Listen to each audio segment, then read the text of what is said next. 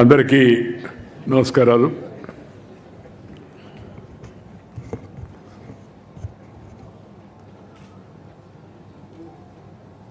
మన ముఖ్య అతిథి దేశ ఆర్థిక మంత్రి శ్రీమతి నిర్మలా సీతారామన్ గారు, మన రాష్ట్ర ముఖ్యమంత్రి శ్రీ చంద్రబాబు నాయుడు గారు, అలాగే ఈ పుస్తక రచయిత డాక్టర్ దగ్గుపాటి వెంకటేశ్వరరావు గారు, అమ్మాయి పురంధరేశ్వరి, అలాగే ఈ కార్యక్రమ నిర్వహణలో ఈ గీతం విశ్వవిద్యాలయ ప్రాంగణంలో చేయడం కోసం ముందుకు వచ్చినట్టు యొక్క భరత్, అలాగే కార్యక్రమంలో పాల్గొన్న మిత్రులందరికీ నమస్కారం.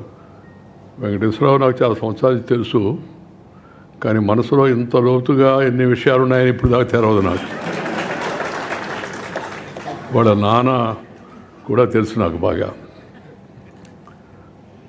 ఒక్క విషయం మాత్రం చెప్పాలా, ఈ ప్రపంచ చరిత్ర డాక్టర్ వెంకటేశ్వరరావు గారు రాసిన ప్రపంచ చరిత్ర పుస్తకాన్ని ఆవిష్కరించడం చాలా సంతోషంగా ఉంది.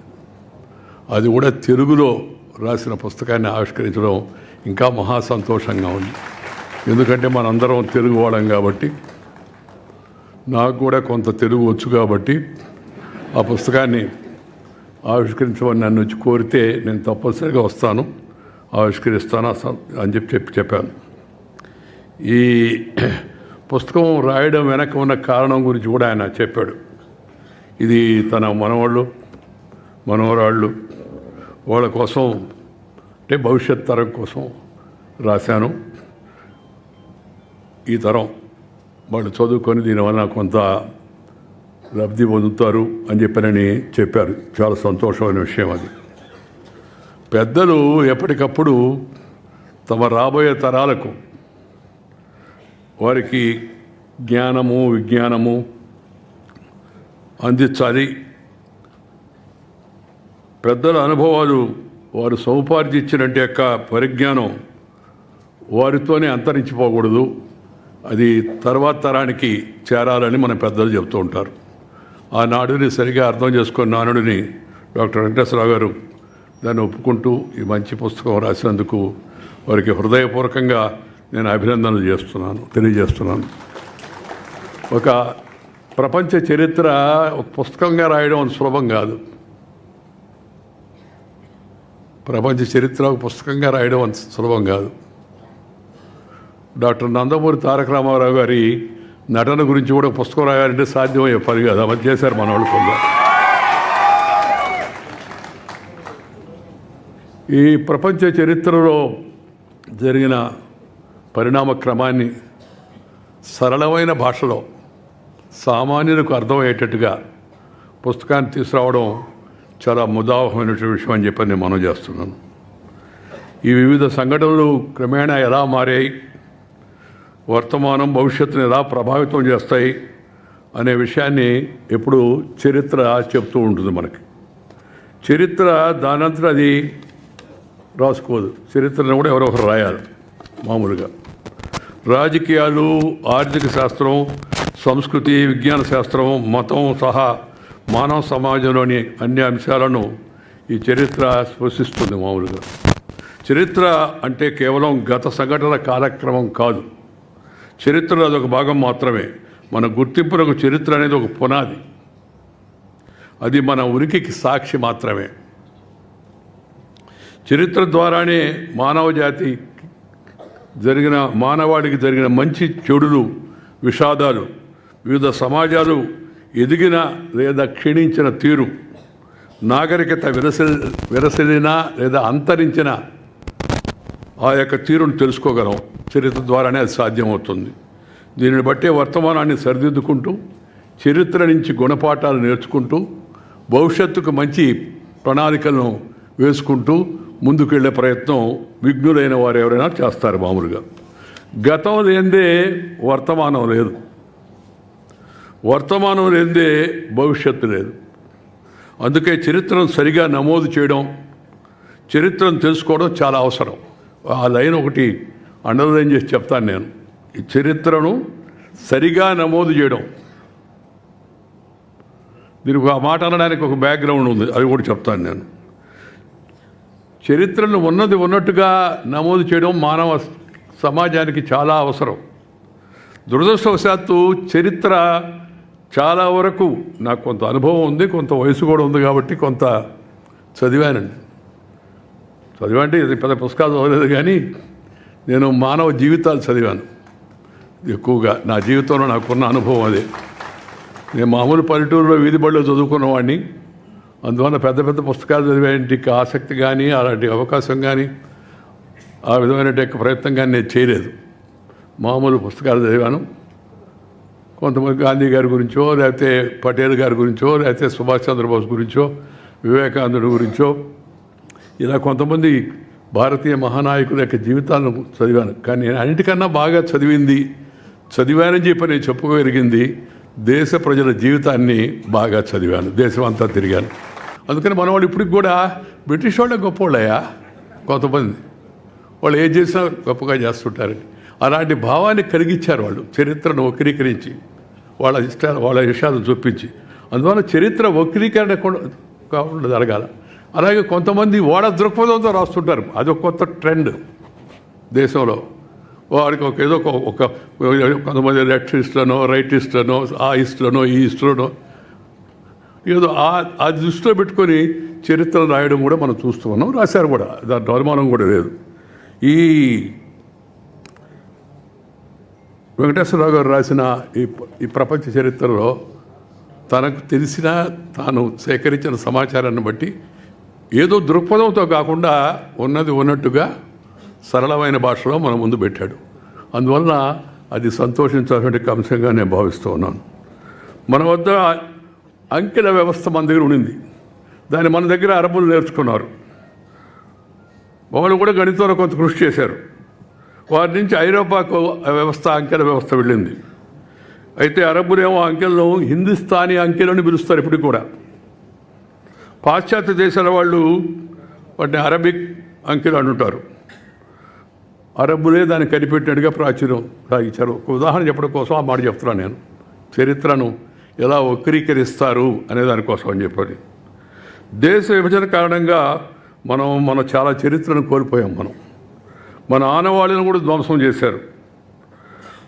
ఒకప్పుడు ప్రపంచానికి విజ్ఞానం అందించిన తక్షశిల విశ్వవిద్యాలయం సర్వనాశనానికి కారణమైంది. తక్షశిల, విక్రమశిల, ఆ రోజుల్లో నలంద, ఈ విశ్వవిద్యాలయాలు ప్రపంచానికి ప్రపంచంలో వాళ్ళు అందరూ వచ్చి కూర్చొని ఇక్కడ చదువుకొని పోయేవాళ్ళు. పుస్తకాలు కూడా రాశారు. ఇది నేను వెంకయ్యనాయుడు చెప్పిందో లేకపోతే భారత చరిత్రకారులు చెప్పిన విషయం కాదు. హ్యూయన్ సాంగ్, పాహియాన్, చైనీస్ చరిత్రకారులు వచ్చి ఆ రోజుల్లో పరిశీలించి చూసి రాశారు అందువలన మనము మేలుకొని మన చరిత్రను మనం కాపాడుకోవాలా, మన సంస్కృతిని మనం కాపాడుకోవాలా. మన యొక్క ప్రభుత్వం ఇవాళ ప్రవేశపెట్టిన నూతన విద్యా విధానం ఆ దిశలో ముందడుగు వేస్తుంది. అదే కాదు, ఈ మరిగిపోడిన ఈ చరిత్రలో ఉన్న విషయాలను బయటికి తీయడం కోసం కూడా ఇంకా పరిశోధనలు జరగాలని చెప్పి నేను కోరుకున్నా. యువతరం విశ్వవిద్యాలయాల్లో చదువుకునేవాళ్ళు వారితో పాటు చరిత్ర కూడా తెలుసుకోవాలి. చరిత్ర చాలా అవసరం. ఇందాక వెంకటేశ్వర గారు కూడా చెప్పారు కదా, నాకు కూడా అనిపిస్తుంది. ఏ సబ్జెక్టు చదివేవాడికైనా, మెడిసిన్ చదివేవాడికైనా, ఇంజనీరింగ్ చదివేవాడికైనా, లేకపోతే ఐటీలో ఉండేవాడికైనా దేశ చరిత్ర ఒక తప్పనిసరి భాగం చేయాల్సిన అవసరం ఎంతో ఉంది. చరిత్రను తెలుసుకోవాల్సి ఉంది. ప్రతి ఒక్కరు కూడా చరిత్రను తెలుసుకోవాల్సి ఉంది.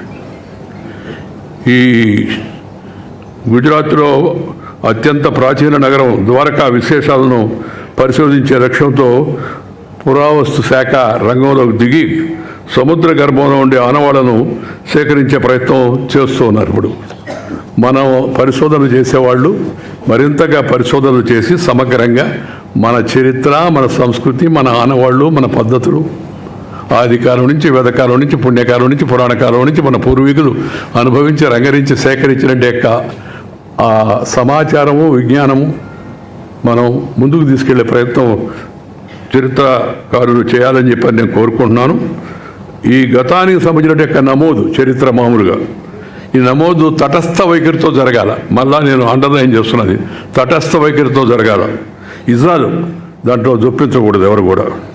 అందువలన చరిత్రను నమోదు చేసే వ్యక్తుల యొక్క దృక్పథాలకు అనుగుణంగా చరిత్రను తయారు చేయకూడదు. జరిగినట్టుగా సమాచారాన్ని సేకరించి భిన్న దృక్పథాలు ఉన్నవాళ్ళు కూడా చారిత్రాత్మక సత్యాలను అన్వేషించి దాని శాస్త్రంలో తీసుకెళ్లాలని చెప్పి నేను భావిస్తున్నాను. మన చారిత్రక అనేక ప్రదేశాల్లో ఉన్న అన్నీ కూడా శిథిలం అయిపోతున్నాయి. వాటిని కాపాడుకోవాల్సిన అవసరం ఎంతో ఉంది. చరిత్రలో యాత్రా సాహిత్యం ఉంది ఒక ముఖ్యమైన పాత్ర. యాత్రా సాహిత్యం నేను చెప్పాను కదా, కొద్దిగా నాకు ప్రాపంచిక పరిజ్ఞానం వచ్చిందంటే తిరగడం వలనని. మన దేశంలో తిరిగాను, విదేశాల్లో కూడా తిరిగాను. తిరిగి జనంతో నేను ఎక్కడికి వెళ్ళినా రాజకీయ నాయకుడిగా కూడా, మామూలుగా రాజకీయ నాయకుడు ఏం చేస్తుంటారు, విజిట్, ఒక meeting, press conference, night evening flight, return. నేను జీవితంలో ఒక లక్ష్యం పెట్టుకున్నా, ఎక్కడికి వెళ్ళినా సరే అక్కడ రాత్రి నైట్ హాల్ట్ చేయాలా. అప్పుడే అసలు విషయాలు బయటకు వస్తాయి. మనకి అందరూ మాట్లాడతారు మనసు విప్పి. నువ్వు అటు కాకుండా వెళ్ళి కార్యకర్తలను అడ్రస్ చేస్తావు, మీటింగ్ అడ్రస్ చేస్తావు, ప్రెస్ అడ్రస్ చేస్తావు, వెళ్ళిపోతావు అనుకోండి, నీకు లోతైన విషయాలు తెలవు. నేను ఆ దృక్పథాన్ని అనుసరించి ఎక్కడికి వెళ్ళినా రాత్రిపూట ఉండడం, వారితో గడపడం అలవాటు చేసుకోవడం వలన కొంత విషయ పరిజ్ఞానం వచ్చిందని చెప్పని నేను భావిస్తున్నాను. ఈ హ్యూయన్ సాంగ్ చాలా విలువైన సమాచారాన్ని సేకరించాడు. మన ప్రాచీన భారతదేశం యొక్క విద్యా వ్యవస్థను గురించి కూడా, ఆ రోజున సమాచారం గురించి కూడా అందించాడు. అది అంటే ఇందాక చెప్పాను కదా, ఈ యాత్రీ సాహిత్యం ఏతుందో దాన్ని చక్కగా నమోదు చేసే ప్రయత్నం ఆ రోజుల్లో అతను చేశాడు. కొంత యాత్రికులు సంపూర్ణ అవగాహనతో, తటస్థ వైఖరితో వివరాలు నమోదు చేస్తే భవిష్యత్తుకి మంచిగా ఉంటుందని నేను భావిస్తున్నాను. భారత్లో యాత్రా సాహిత్యం రాసిన వారు తక్కువే. తెలుగులో యాత్రా చరిత్రలో ఏనుగుల వీరాస్వామయ్య అని ఆయన రాసిన కాశీ యాత్ర చరిత్ర 1930-31 సంవత్సరంలో చాలా ముఖ్యమైనది. మొదటిది కూడా ఒక రకంగా చెప్పాలంటే యాత్రా సాహిత్యంలో. యాత్రా సాహిత్యం ద్వారా ఆయా ప్రాంతాల విశేషాలు, అక్కడ ప్రజల సాంఘిక సాంస్కృతిక జీవన పరిస్థితి తెలుగునేటికి అవకాశం ఆధారపడి ఉంటుంది.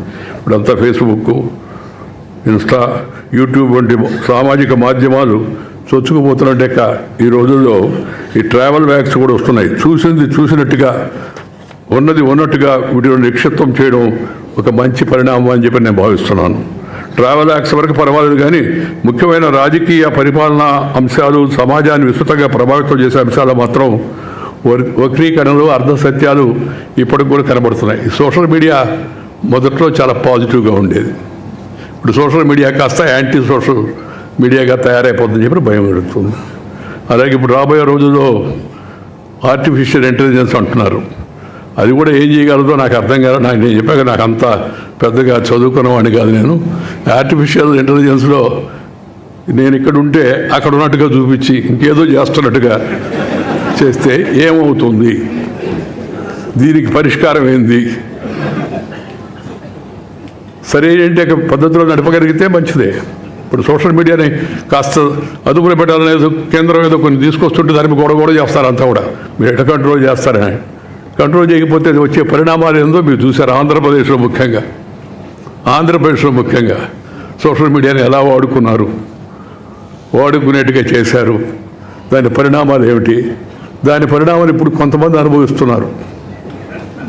అదేమంటే మేము అనుకోలేదు, నేను కాదండి, ఆయన ఎవరో ఎక్కడి నుంచో చెప్పాడు, ఆయన చెప్తే నీకు బుద్ధి ఉండబడలే చేయడానికి. సింపుల్. అది వేరే విషయం అనుకోండి. రాజకీయాల్లోకి ఆ వ్యక్తుల గురించి బాగున్నాను, రాజకీయాల్లో లేను నేను ఇప్పుడు, అందువల్ల నాకు దాని గురించి పెద్ద ఇదే. కానీ జరుగుతున్న విషయాలు, వాటి గురించి సహజంగా ఒక బాధ్యత కింద పౌరుడిగా ఆందోళనగా ఉంటుంది. అందువలన చరిత్ర అనేది కేవలం చరిత్రకారులు లేకపోతే రచయితలకు మాత్రమే పరిమితం కాకూడదు. అది సమాజంలోని అందరి యొక్క బాధ్యతగా ఉండాలని చెప్పి నేను భావిస్తున్నాను.